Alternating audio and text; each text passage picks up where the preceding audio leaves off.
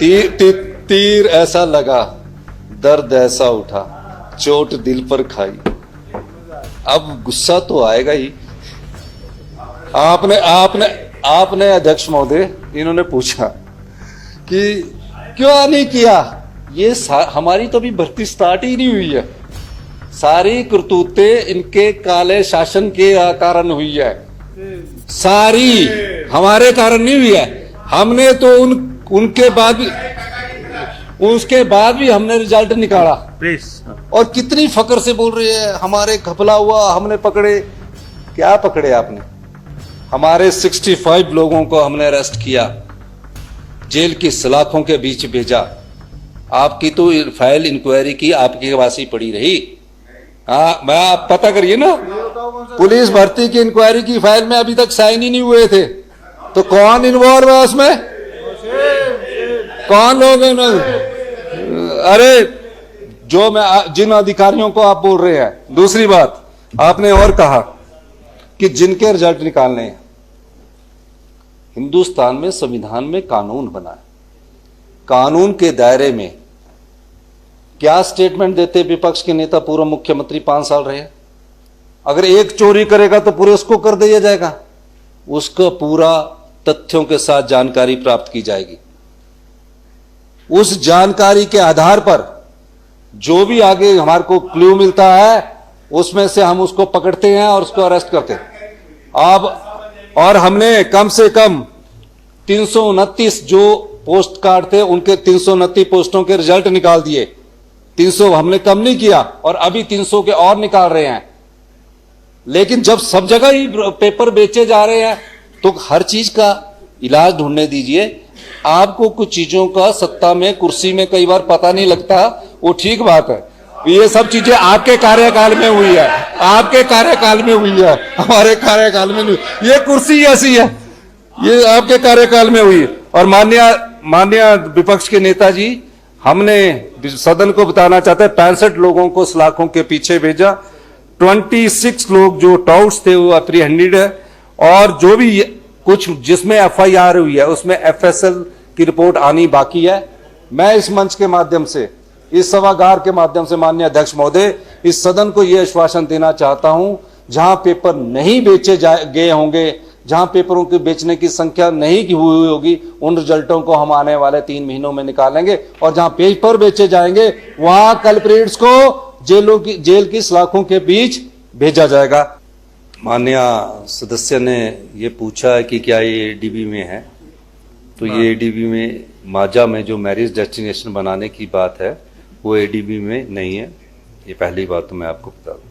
दूसरा, उस लैंड के लिए हमारी पंचायत से NOC ली थी, और उस पंचायत के लोगों ने इसमें कहा, जो माननीय मंत्री जी कह रहे हैं कि वहाँ आप क्रिकेट स्टेडियम बनाना चाहते हैं या कुछ और बनाना चाहते हैं, लेकिन कोई भी लैंड अलॉट होने से पहले, डिपार्टमेंट के नाम पर होने से पहले सभी प्रकार की NOC ली जाती है। तीसरा, ADB के लोन के से संबंधित में तीसरा, इन्होंने टूरिज्म कैपिटल के बारे में बताया। हिमाचल सरकार की प्रतिबद्धता है कि कांगड़ा डिस्ट्रिक्ट को हम टूरिज्म कैपिटल के रूप में विकसित करेंगे, और उस दृष्टिकोण से हम हिमाचल प्रदेश का पहला इंटरनेशनल एयरपोर्ट धर्मशाला में बनाने जा रहे हैं। उस दृष्टि से हमारा लैंड एक्विजिशन की प्रोसेस स्टार्ट हुई है, और टूरिज्म कैपिटल में जू होगा, सब लोगों के जो हमारे एक स्थान होगा, वो पूरा कंसेप्ट पेपर आपके पास सदन में रखा जाएगा। चौथा, आपने लोन के बारे में पूछा है माननीय अध्यक्ष महोदय। जब से हमने सरकारी कर्मचारी और अधिकारियों को ओल्ड पेंशन स्कीम दी, ओल्ड पेंशन स्कीम के कारण कुछ प्रतिबंध हमारे पर सरकार के द्वारा, केंद्र की सरकार द्वारा लगाए गए हैं।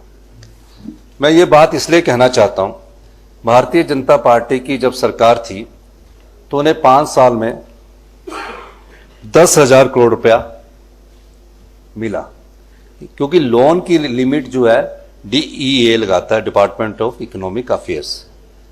अब 5 साल में 10,000 करोड़ मिला, तो हमने मानवीय दृष्टिकोण अपनाते हुए, संवेदनशील दृष्टिकोण अपनाते हुए, और हमारे पहली गारंटी भी थी कि हमने OPS देनी है सभी सरकारी कर्मचारियों को, अधिकारियों को, उसके बढ़ापे का सहारा एक अश्योर्ड इनकम के रूप में हमने ओल्ड पेंशन स्कीम दी।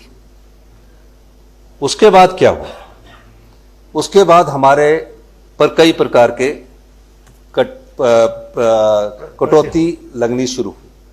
और पहली प्रतिबंध उसमें ये लगा कि हमें डिपार्टमेंट ऑफ इकोनॉमिक अफेयर से जो भारतीय जनता पार्टी के समय 5 साल में 10,000 करोड़ रुपया लोन के रूप में मिलते थे, वो काट कर उन्होंने हमारा कम से कम 6,500 करोड़ रुपया उसको काट दिया। और 3 साल में, अगले 3 साल में 2944 करोड़ सिर्फ 3 साल के लिए उन्होंने हमारी लिमिट फिक्स कर दी कि आपको 2,944 करोड़ रुपया लोन के रूप में मिलेगा, जिसमें विश्व बैंक से हमको लोन लेना है, जिसमें हमने जायका से लोन लेना है, फ्रांस की कंपनी से कोई AFD से लोन लेना है, सभी प्रकार के। ये लोन वर्ल्ड बैंक ऐसे नहीं देता जब तक उसको डिपार्टमेंट ऑफ इकोनॉमिक अफेयर्स नहीं करता। एक तो ये, और इसमें हमने भी प्रायोरिटी रखी।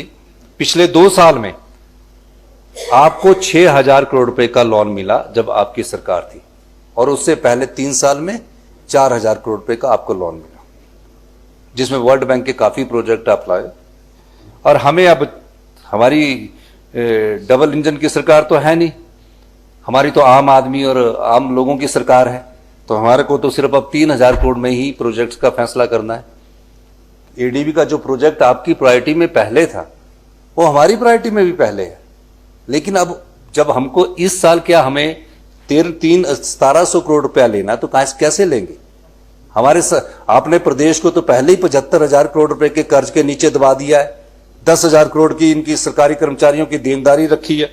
तो उस दृष्टि से हम इसको प्रायोरिटी पर ला रहे हैं ADB के प्रोजेक्ट को, जो टूरिज्म का है। और जो भी इसकी योजनाएं होगी, अगर पहले तो हमको लोन सैंक्शन होना चाहिए ना। अभी तो लोन सैंक्शन हमने दिया है, कांगड़ा में ये करेंगे, कांगड़ा में वो करेंगे। अगर लोन नहीं सैंक्शन होगा, फिर हमें अपने बजट से देखना पड़ेगा और कितना हम कर सकते हैं, क्योंकि संसाधन तो लुटा दिए प्रदेश के, संपदा को तो लुटा दिया। तो हम कोशिश करेंगे, जयराम जी, क्या कहते हैं हमारे परमार साहब, कि आपने जो बात कही है कि इसमें मांझा में कैसे करना है, वो आपसे चर्चा करके बैठ के बात करें। धन्यवाद।